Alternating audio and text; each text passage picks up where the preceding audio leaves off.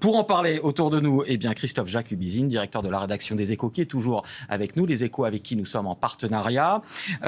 Frédéric Bocara, économiste, cofondateur des Économistes Atterrés. Vous avez signé un livre aux éditions Delga, Les retraites, un bras de fer avec le capital.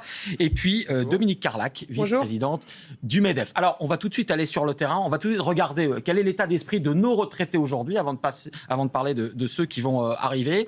Reportage à voir demain, vous le voyez en avant-première, un extrait dans Envoyé spécial à 21h sur France 2. Vous allez voir que quand on évoque en tout cas des pistes pour peut-être baisser les pensions des retraités, eux ne veulent pas en entendre parler. Regardez, on en parle juste après. Certains membres du gouvernement étudient 2 pistes auprès de nos anciens.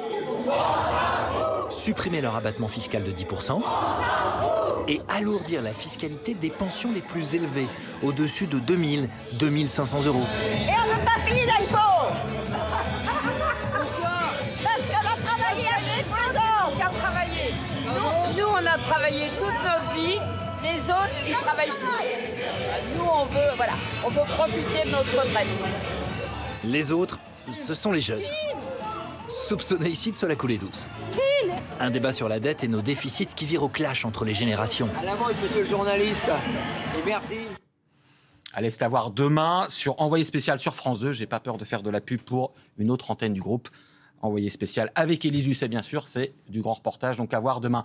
Votre réaction à tous les trois quand on voit cet état d'esprit joyeux, mais les temps peut-être à venir sont un petit peu plus durs, Christophe Jacubizine. Ils ont bien raison d'être joyeux, il faut toujours être joyeux, quel que soit l'âge de la vie, donc on ne peut que s'en réjouir.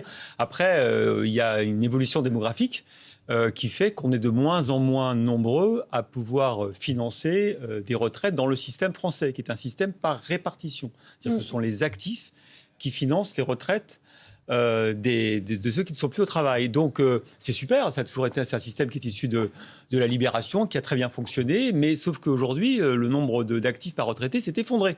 Donc à un moment donné, les actifs se rebellent. Ce n'est pas seulement une question peut-être de politique de droite ou de gauche, c'est juste que les actifs, nos enfants, demandez à vos enfants s'ils croient qu'ils auront une retraite comme leurs parents. Non, ils sont un peu jaloux. Ils nous appellent les boomers. J'imagine que c'est pareil pour vous. Ma fille m'appelle boomer. Donc, il y a de l'affection, mais aussi un peu Elle m'appelle daron.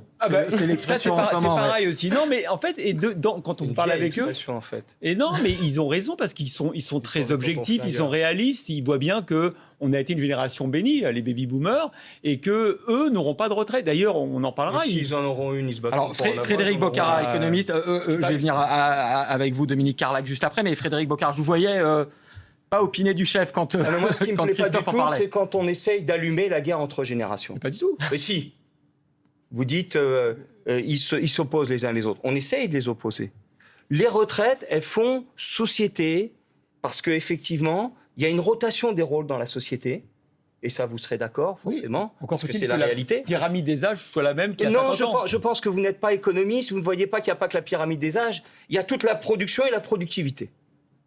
D'abord, donc, premièrement, on fait société. C'est-à-dire qu'il y a ceux qui sont actifs aujourd'hui, qui travaillent, il n'y a pas que les chômeurs, qui travaillent, et demain, ils payent les retraites de ceux qui sont plus âgés, et puis demain, c'est leurs enfants qui travailleront et qui contribueront à la société, y compris aux retraites, mais pas seulement aux retraites, à la société. Or, aujourd'hui, y compris d'après le corps, le nombre d'inactifs par actif augmente de 25%, Encore c'est le pas un Conseil d'orientation des retraites. C'est pas un effondrement non plus. Mais ça augmente, 25%. Mais y compris d'après le corps, le PIB, la production en volume, augmentera de 60%. Donc il y a de l'espace, en réalité. Donc tout ce qu'on dit pour affoler est un peu faux. Bien sûr, il faudra beaucoup plus de moyens. Donc il faut aller les chercher autrement que ce qu'on fait. Mais en prenant le système et en le développant à partir de ce qui existe, c'est-à-dire sa solidarité intergénérationnelle. Et je pense qu'il y a 2 leviers fondamentaux. Il y a d'abord cette question de la contribution à l'activité. Et je pense qu'il faut entrer dans une autre relation avec les entreprises. Par exemple, aujourd'hui, la cotisation sociale, quand une entreprise supprime les emplois, elle fragilise le système. Parce qu'on diminue la masse salariale. Elle ne supprime pas les emplois par plaisir. Je ne dis pas qu'elle le fait par plaisir. L'entreprise ne se lève pas le matin en disant « chouette, je vais supprimer les emplois ». Vous pouvez me laisser finir mon raisonnement. Et votre deuxième... Quand elle les supprime, elle fragilise le système. Je ne dis pas qu'elle les fait par plaisir, je n'ai pas parlé de plaisir. Votre deuxième solution, et puis après, Dominique Carlac. La première n'est pas encore dite. On pourrait avoir au contraire une cotisation avec une surcotisation pour les entreprises qui taillent dans l'emploi, pour les inciter à développer l'emploi et pour les inciter à... Parce qu'aujourd'hui, les autres, sinon, ne sont pas incités à développer l'emploi. Donc, entrer dans une modulation à la hausse pour celles qui taillent dans l'emploi et à la baisse pour celles qui développent l'emploi. On entre dans une autre relation avec les entreprises parce qu'il faut développer les capacités des salariés. C'est ça ce qui est décisif pour l'activité. Et la deuxième solution, c'est la finance aujourd'hui. D'après l'INSEE, les revenus financiers des entreprises purement financiers qui ne payent 0 cotisation sociale sont de 500 milliards d'euros. Ils ont augmenté de 200 milliards en 2 ans. C'est considérable. On pourrait les faire cotiser comme les cotisations retraite à 10%. Tout de suite, ça permettrait d'avoir Qu'est-ce que vous appelez un les apport. revenus Dominique Dividendes Carlac. et charges d'intérêt. Dominique Carlac, membre du conseil exécutif du MEDEF, votre réaction et puis un mot Christophe. Ma réaction, c'est de se dire, si on n'arrive pas dans une phase maintenant qui évite d'opposer les Français, nouvelle génération, avec les darons ou les daronnes, entreprises contre le reste du monde, on n'y arrivera pas. On tient tous en France à notre système de retraite par répartition. Mon grand-père, quand il a mis ça en place il y a bien des années, il y avait beaucoup moins d'inactifs que d'actifs quand même. Dans les années 45-50, il y avait beaucoup moins d'inactifs et il y avait beaucoup plus d'actifs que d'inactifs. Aujourd'hui, mes enfants, mes petits-enfants, il y aura démographiquement moins d'actifs que d'inactifs. Donc il y a quand même un problème de démographie à résoudre. Après, un problème d'équation mathématique d'équation. tout simplement. Après, parce que comment dans la démographie, il y a la productivité, elle a été multipliée par 4 de 1940. Mais vous êtes d'accord sur ne pas opposer les générations. Comment on résout le truc ? Il y a quand même, dans le moment du conclave, là, 2 notes d'ambiance à signaler quand même entre les partenaires sociaux. Il n'y a pas eu de portes qui ont claqué cet après-midi. Non, mais il y a même plutôt Il y a un début premier d'accord, sujet, hein. c'est-à-dire que les gens qui sont en responsabilité dans les entreprises, que ce soit les représentants des entreprises ou les représentants des salariés, Ceux qui restent. ils ont ceux qui restent, Parce n'ont en que effet pas 2 claqué la ont porte claqué. cet après-midi. 2 ou Mais 3 2 ont avaient claqué claqué la porte, mais il y a longtemps, en février. Et une organisation Voilà. des entreprises aussi a claqué la porte. Aussi. Mais Pour il en d'autres reste raisons, quand même, mais on aussi. est 8 partenaires sociaux, il y en a quand même un certain nombre. La deuxième note d'ambiance que je peux rappeler concernant cette fois-ci le MEDEF, c'est que nous, on a une unanimité dans notre position. C'est-à-dire qu'on représente quand même 100 branches professionnelles, 100 fédérations, 200 000 entreprises et 11 millions de salariés. On a un peu réfléchi quand même à comment on assure la soutenabilité. On n'est même pas allé sur le système par capitalisation. On s'est dit comment on résout une équation qui est assez compliquée, qui est on assure pour les générations futures la retraite par répartition sans entraver la compétitivité de nos entreprises. Alors je comprends le terrain sur lequel vous allez, qui est bonus-malus. C'est-à-dire celles qui débauchent, on leur colle un malus, et celles qui embauchent, on leur colle un bonus. Et on va améliorer la Voilà. compétitivité Sauf parce que- qu'on va sauf- développer les capacités humaines. Sauf C'est ça que moi, ce qui est décisif sauf que moi, je aujourd'hui, c'est dirige une l'emploi. entreprise depuis 30 ans et que à chaque fois que j'ai dû embaucher, j'étais très contente d'embaucher et j'avais des aides ou j'avais pas des aides. C'est pas ça qui me décidait à avoir des embauches. Le jour où, une fois dans mon exercice de dirigeante, j'ai dû procéder à des licenciements, j'étais pas vraiment contente. Et si on m'avait collé un malus là-dessus, je pense que la boîte allait au tapis. C'est une PME. Alors, une PME. Pour poursuivre le débat, on va d'abord aller retrouver Alexandre Hébert, parce qu'on va parler un petit peu chiffres, on va voir quel est notre système, et puis après, comme ça, on peut continuer le débat ensemble. Donc, je retourne voir Alexandre Hébert. Bonsoir Alexandre, vous allez nous parler simplement déjà de notre système et des différents systèmes qui existent. Absolument. En France, nous avons un système dit par répartition. Ça veut dire que les travailleurs cotisent sur leur rémunération pour financer les pensions des retraités actuels. Le système français met en place un âge légal à partir duquel un salarié peut partir à la retraite, mais aussi et surtout un certain nombre d'annuités durant lesquelles il doit cotiser pour pouvoir bénéficier de sa pension de retraite. Ce système, il est en place depuis 1945, même s'il a évolué depuis, et il a toujours été basé sur la solidarité entre les actifs et les retraités. Le problème, c'est que depuis des années, le nombre de retraités qu'on voit ici en bleu n'a cessé d'augmenter, tandis que le nombre d'actifs, lui, a augmenté, mais beaucoup moins vite. Résultat, ce qu'on appelle le rapport démographique est en baisse. En 1975, il y avait un peu plus de 3 actifs pour un retraité. Aujourd'hui, c'est seulement 1,67. Voilà, la démographie dont on parlait justement avec nos invités sur le plateau. Je vais rejoindre nos invités et en même temps, on va tout de suite retourner sur le terrain. Vous allez voir, ça va relancer notre débat. En fait, quels sont les deux avis, les deux grands pendants du débat, avec par exemple ceux qui sont pour la répartition, ceux qui sont peut-être pour un petit peu de capitalisation. Vous allez voir un petit débat très court entre deux syndicalistes, l'un de Force ouvrière et l'autre un syndicat patronal. Et tout ça, ça résume bien le débat. Un extrait de notre journal de 20h. Regardez. S'il a encore plus de 20 ans de travail devant lui, Pierrick Balland prépare d'ores et déjà sa retraite. À tout juste 40 ans, il a décidé il y a quelques jours de commencer à placer chaque mois de l'argent sur un PER, un plan d'épargne retraite. Je mets 168 € par mois, ce qui me fera une cotisation de 2016 € par an et à peu près un reversement de 2000 € quand je serai à la retraite. De l'argent mis de côté en plus, de peur selon ce salarié de ne pas toucher une retraite suffisante avec sa seule pension. Je ne sais pas du tout à quel point je vais être mangé quand je serai à la retraite, donc du coup je me suis dit, tant qu'à faire, autant me faire un petit pécule de côté et du coup ça va avoir éventuellement un peu plus d'argent quand je serai à la retraite. Alors on va retrouver Alexandre Hébert juste qui va nous informer sur aujourd'hui une piste, encore une fois, c'est le débat. Qu'est-ce que ça veut dire qu'une retraite par capitalisation, Alexandre ? Eh bien, en fait, c'est l'exact inverse de notre système actuel. Dans un système par capitalisation, les travailleurs épargnent pour financer leur propre retraite. Et donc, un travailleur va déposer une part variable de ses revenus auprès d'un organisme de collecte. Ça peut être une entreprise, une banque ou encore un fonds de pension privé. L'organisme va placer l'argent sur les marchés financiers. Et puis, à la retraite, le salarié va le récupérer avec des intérêts s'il y en a. Mais il peut aussi perdre de l'argent si le fonds sur lequel l'argent a été placé n'était pas suffisamment sécurisé. C'est la même chose que si on ouvre un plan d'épargne retraite ou encore une assurance vie. Et certaines professions ont aujourd'hui déjà une part de capitalisation dans leur retraite, notamment les fonctionnaires qui doivent cotiser à la retraite additionnelle de la fonction publique.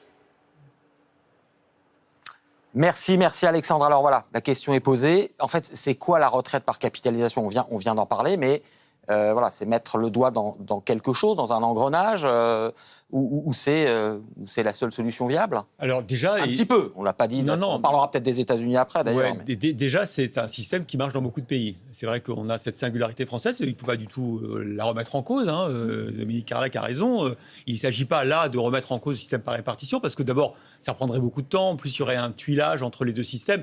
Bref, c'est une manière de compléter. Et ça a beaucoup de vertus. D'abord, on l'a dit, ça permet d'avoir un complément de retraite. Puis ça existe en France. Ce sont les fonctionnaires qui en bénéficient.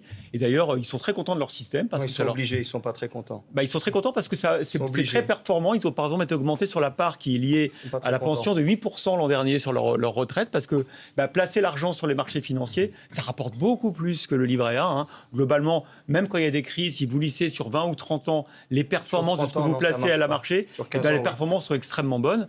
Et puis, l'autre chose, c'est que ça permet cet argent aussi de financer l'économie française. Tout à l'heure, on disait qu'on regrettait de ne pas avoir de géants français mondiaux, par exemple, dans la tech, à part Mistral, on en a parlé tout à l'heure.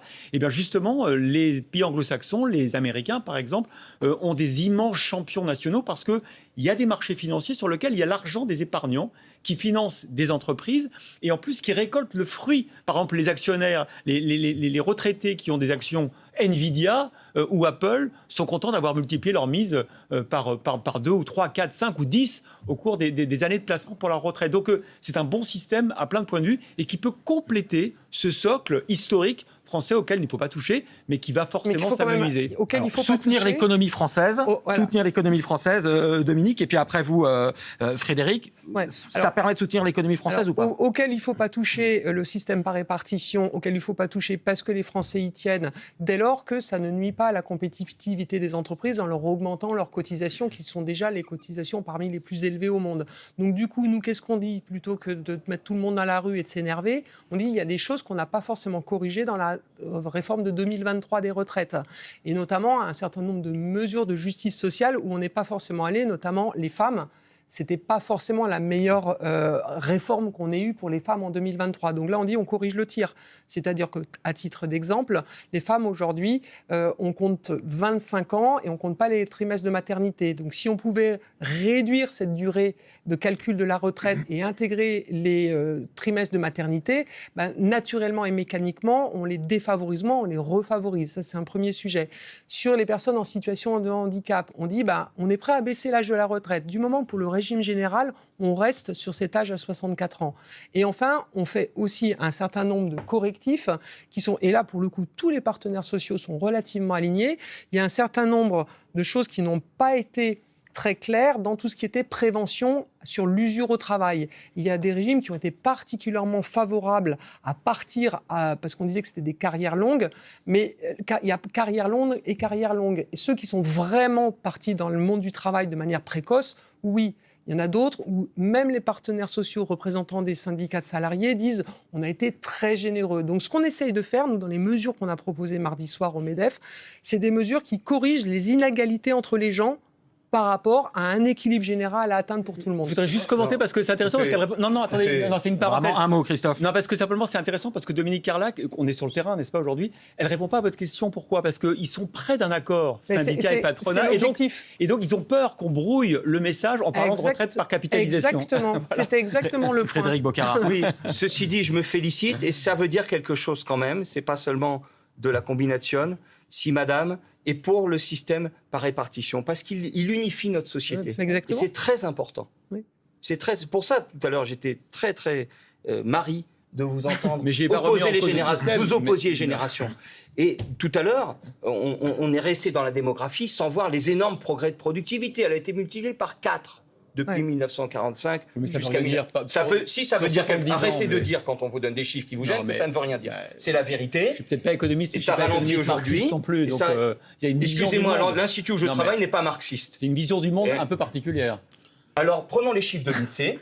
Les chiffres de l'INSEE disent que la productivité est multipliée par 4, que dans les chiffres du corps, du Conseil d'orientation des retraites, présidé par Gilles Berset, qui a été attaché de l'INSEE, qui a été ensuite adjoint de direction à la Banque de France, 2 institutions où j'ai travaillé, explique que le Conseil d'orientation des retraites, que le nombre d'inactifs par actif a augmenté de 25%, donc si vous voulez le poids des vieux, comme vous voulez le dire souvent, plus 25%, mais la production, parce qu'il y a une productivité beaucoup plus forte et on peut mieux la démultiplier, elle va augmenter de 60%. Comment vous expliquez le déficit alors ? Pourquoi est-ce que le système est déséquilibré ? Mais parce que précisément, on taille dans l'emploi. On a 2 millions de chômeurs, on taille dans la base salariale, on taille dans les capacités humaines. Donc il faut appuyer les entreprises et entrer dans une solidarité pour le développement. Laissez-moi finir, c'est monsieur le journaliste ici, s'il vous plaît.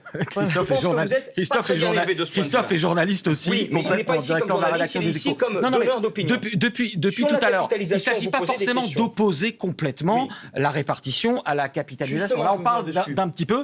Je voulais que vous réagissiez à cela, Frédéric, et puis nos 2 autres invités. Gérald Darmanin, ce soir, justement, là c'est l'homme politique, pas le garde des Sceaux, à la convention ce soir pour son mouvement populaire, se demande si, pour les retraites, si la solution n'était pas un peu de capitalisation. Et hier, chez nos confrères de Quotidien, Édouard Philippe propose une capitalisation autour de 15%. Est-ce qu'il y a une voie hybride, médiane ? Je voulais dire, pourquoi je partais des retraites par répartition ? Parce que si on le fragilise, on crée un appel d'air vers la retraite par capitalisation. Et donc, c'est ce qu'a dit monsieur dans le reportage qu'on a eu. Il a dit, comme je ne sais pas ce que j'aurai, je vais sur la capitalisation. Les 4 problèmes de la capitalisation, et ça a été un tout petit peu fait allusion tout à l'heure par votre collègue. Premièrement, c'est l'incertitude.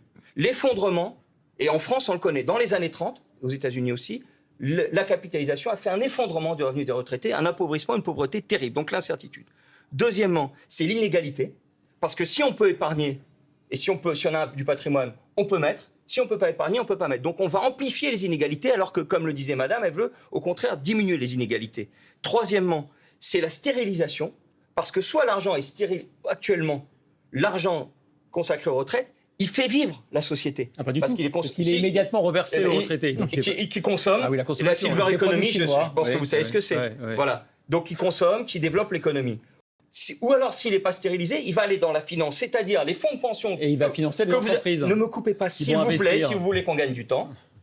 Il va aller effectivement, comme des fonds de pension, mettre une pression financière encore plus forte sur les entreprises, alors qu'il faut appuyer effectivement les licornes ou les autres avec des fonds bancaires qui ne vont pas chercher le rendement maximal et qui ne vont pas prélever sur les entreprises. Dominique Carlac, ça pousse l'individualisation, parce qu'on pense qu'à sa retraite individuelle et pas à la solidarisation, au fait qu'on fait société, que demain je contribue aujourd'hui, demain je ça que c'est très important. Ça, c'est très important. Dominique Carlac, et après on va voir des exemples étrangers. Moi, ce que je voudrais exprimer, c'est le fait que les retraites hybrides ça existe déjà. C'est-à-dire qu'on a le régime général et puis dans le privé, il se trouve qu'on a un truc qui s'appelle la retraite complémentaire, qui s'appelle l'Agirc-Arrco, qui est exclusivement piloté par les partenaires sociaux, qui génère tous les ans, enfin en tout cas qui est à l'équilibre, voire en excédent. Et c'est régulièrement les fâcheries qu'on a avec le gouvernement, c'est quand le gouvernement veut prendre les excédents qu'on a dans le système de retraite complémentaire des entreprises privées gérées par les organisations syndicales de salariés et patronales. Mais qui n'est pas par capitalisation. Non, mais ce que je veux dire par là, c'est que d'accord. Ce que je veux dire par là, si je pousse vraiment un peu le bouchon, c'est que je pense que le régime général, il est mort. C'est pas la peine de s'enferrer là-dedans. Il faut faire des aménagements autour du régime général en corrigeant des inégalités de traitement entre les personnes qui travaillent.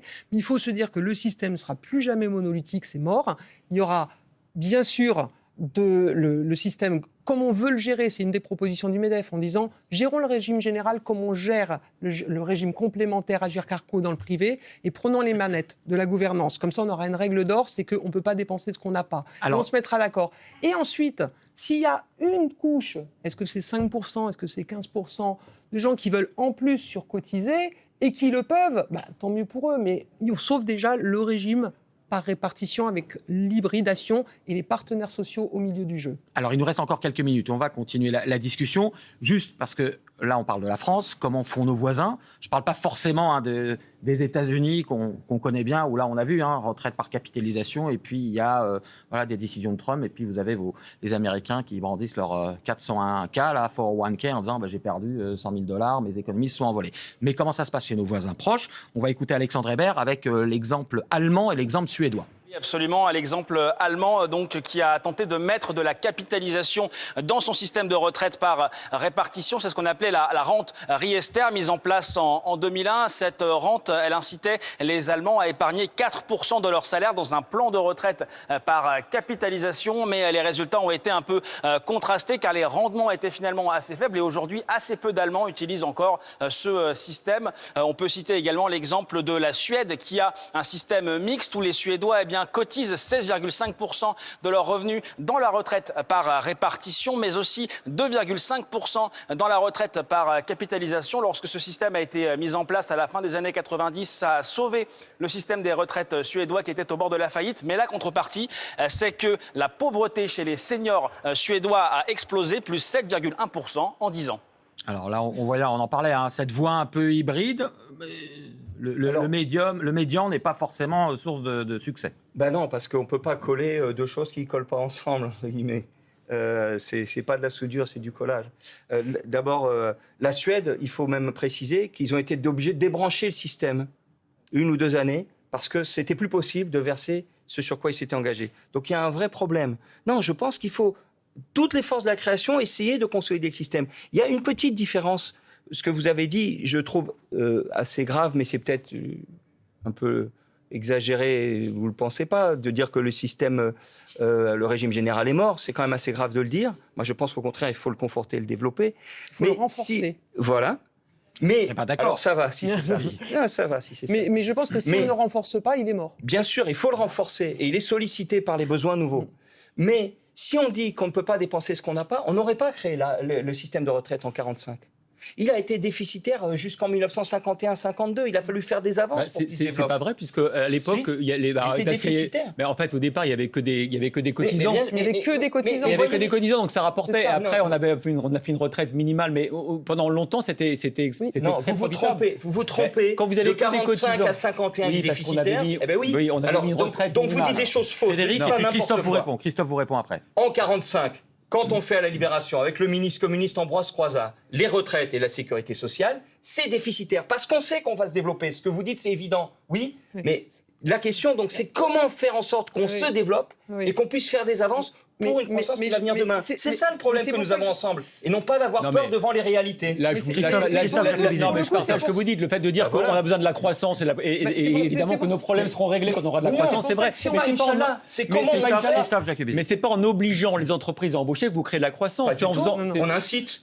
On fait une cotisation on fera un taux Non, mais plus on a élevé, compris, plus mais- faible. Il n'y a aucune mais obligation c'est derrière. pas- Vous dites encore n'importe quoi, ça fait la 3e fois ce soir. Vous donnez beaucoup je de suis leçons, déçu en parce que revanche, je vous lis dans les échos et Ah c'est bah, beaucoup. vous avez raison. C'est très argumenté ce que vous dites dans les Non, mais- échos. Mais là, vous avez des œillères qui vous Mais- empêchent de voir ce que je dis pense et que- d'entendre ce que je dis plus exactement. On Non, voit bien. il s'agit d'entrer dans un système de modulation-incitation qui permet que les PME qui veulent se développer puissent se développer Oui, et mais effectivement celles qui peuvent pas, elles d'attaquer peuvent la vraiment pas non finance plus, parce que quoi. la Donc, finance dont souffrent les entreprises, ça pose un vrai problème. Le coût du capital. On avait c'est un promis un problème. débat explosif. C'était bien. Il est là, et on voit bien. On voit bien Non, que les mais- retraites, mais c'est- et qu'il n'y a pas de baguette magique. En tout cas, non mais Ce qu'on vous promet une seconde néanmoins, réalité. c'est que pour sauver le système de retraite et assurer la retraite, il faut mélanger des arguments démographiques réels avec des arguments économiques réels qui sont que s'il n'y a pas de croissance dans les entreprises, il n'y aura pas de cotisation Nous serons supplémentaire. Nous serons C'est d'accord. c'est le mot de la fin. Voilà. Frédéric Boccara, vous disiez que vous lisiez les échos. Alors, je vous montre justement la une des échos de demain, sous la Les supervision de Échos et Christophe l'Humanité. Jacubizine. Alors, Voilà. La retraite vers un compromis peut-être de la fumée blanche au fameux conclave. Les Échos, c'était le mot des Échos avec qui nous sommes en Ah, mais il y a partenariat. 11 millions de On salariés se quand même retrouvera derrière sur ce les lettres, dossier. donc. Merci beaucoup à tous les trois. Et tout de suite, désolé pour les quelques minutes de retard, Flore Maréchal, pour le rappel des titres.